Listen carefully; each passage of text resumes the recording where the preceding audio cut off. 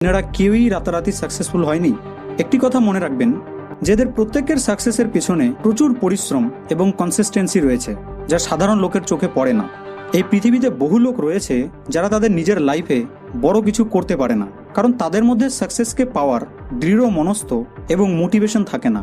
হয়তো আপনিও এই জিনিসটি লক্ষ্য করে দেখেছেন যে যখন আপনি কোনো মোটিভেশনাল ভিডিও দেখেন, তখন আপনার মধ্যে প্রচুর মাত্রায় পজিটিভিটি চলে আসে, আপনার কনফিডেন্স লেভেল পুরো হাই হয়ে যায়।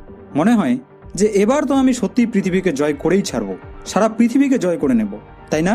কিন্তু যতই ধীরে ধীরে সময় পার হয়, ততই কনফিডেন্স লেভেল লো হতে থাকে। একদিন পর সারা পৃথিবীকে জয় করব এই ধরনের ভাবনা রাখা লোক বলে, সারা পৃথিবীকে তো পারবো না, কিন্তু হ্যাঁ, সম্পূর্ণ রাজ্যকে তো অবশ্যই জয় করতে পারবো।